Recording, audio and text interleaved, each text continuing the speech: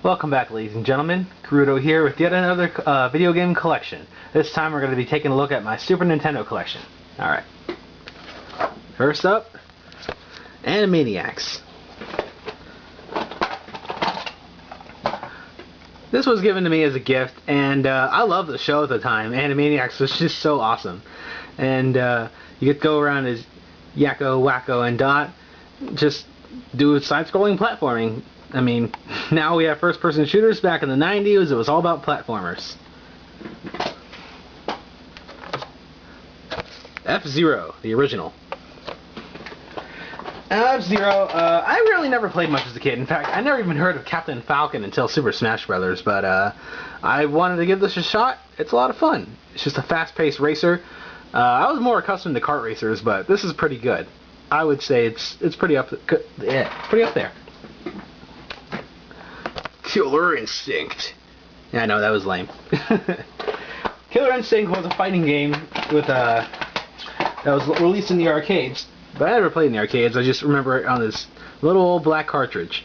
Now I would play over at my friend Jesse's house with this all the time, and I would play Mortal Kombat and Street Fighter with him, so naturally we would play this. It's just basically a clone of Mortal Kombat and Street Fighter, but I don't know, there's something about the characters that was just awesome. And this was the first to introduce like the combo system and combo breakers and all that stuff. It's pretty good. That's right, I'm bringing in Mega Man. Mega Man X, the first one. I am such a huge Mega Man fan, and I really loved this game when it came out. It blew my mind. It was awesome. And what was great about it was a darker theme than the original Mega Man. You could do dashes instead of slides, and one feature I really liked was that you can use the newfound shoulder buttons on the Super Nintendo to change your weapons instead of having to go start, select your weapon, press A, go back by pressing start. Oh, I hated that, but whatever. Music in this game was just fantastic. The gameplay was great, and one of the greatest Mega Man games in terms of just overall. Yeah. Mega Man X2. Now this one I never acquired for the longest time, but I thought it was kind of hard, but it was a good game. It wasn't as good as the first, but it was a little bit more the same, but I don't know. I liked it a lot. It was pretty neat how you could do a double charge shot. Not much else to say about it, other than the fact that you could fight Zero at the end, your old friend. That was pretty neat. You guessed it, Mega Man X3 for Super Nintendo. This one, I don't know, as great as the first one was, this one came in a close second for me. I just thought it was just so fantastic. You could use ride armor, like mechs, ride mechs. You could switch between X and Zero, and that was great for me. Everybody wanted to play as Zero because he was the cooler character, and that's how it was for me at the time, at least. A lot of fun, and it polished what Mega Man X1 did. As classic as it was a more polished game in some ways. I thought it was good. A recent pickup, Super Castlevania 4. Now, I never actually played the Castlevania games as a kid. Maybe I was just scared of it or something, for whatever reason. I just had no interest in it. I think to some degree I didn't really want to play a scary game, but I recently heard the Castlevania series was so great, and I thought, okay, what would be a good one to start with?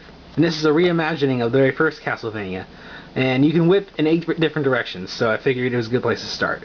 And it certainly lives up to the hype. It's very fun and very cool game. Now this one isn't exactly a game, but the Super Game Boy peripheral. For those of you who don't know, the Super Game Boy... Oh, I don't have any cartridges now, sorry. Super Game Boy was a thing you plug into your Super Nintendo. You put a Game Boy game in here, you can play it on your big screen. And I remember playing this a lot with the old Donkey Kong on Game Boy, Mario Land 2, and particularly Pokemon Blue and Red. I would go around in that for hours. It was ridiculous. Just a lot of good times. The inventor of kart racers, Super Mario Kart. Now this one was just awesome, and like, I actually, because of this, learned the concept of you have to slow down when you turn in order to get around the turn correctly. Because I was racing through this one particular circuit, and I just couldn't do it, so I eventually had to figure out, well, if I want to get around this turn and win, I gotta slow down. And at the time I was a kid, I had no concept of that, but I thought that was neat. And, I don't know, I prefer other Mario Karts to this day, but this one's still really good. Playing as Koopa Troopa and DK Jr. is just a lot of fun. Ugh. Super Mario World. You knew this was coming. Come on. Now, an interesting memory about this one. I actually, my parents and I, we were visiting one of my mom's friends in Atlanta, and way down south. We were, I guess one of her relatives was over, and he was in college, and he was playing Super Nintendo with his friends and playing this game at the time. And I tagged along, and it was hilarious because me, this little kid, was helping these college students get through all these levels that they couldn't get through. That just cracks me up even to this day. So, I don't know. I guess it was just a hint of things to come, let's say. Super Metroid. Oh man, what a game. Now let me tell you, I never had any interest at all in the original Metroid series. The original Metroid and Super Metroid. At the time, I was a Sega kid, and consider the fact that if you're a kid who likes Sega, you have no interest in Super Nintendo at all, let alone, you know, a Metroid game. And I never even heard of it. I heard of it in GamePro magazine, but I never had an interest in it, really. But I picked this game up a couple of months ago, and I gotta say, I was really missing out. This is just such an awesome game, considering what it is in such a little cartridge. It still blows me away. Really fun, and just a really great experience. If you have a Super Nintendo, I highly recommend this. Super Punch-Out! Now, I did not own this for the longest time, but I certainly played this a lot. And I got really good at it. In fact, Nick Bruiser, the champion of the special circuit, I was able to beat him in like 6.3 seconds. And for those of you who don't believe me, go give it a try. Practice. Learn the pattern. You can do it. I don't know if I can do it now, but maybe if I practice, I could do it again. Very pattern-based, more fun.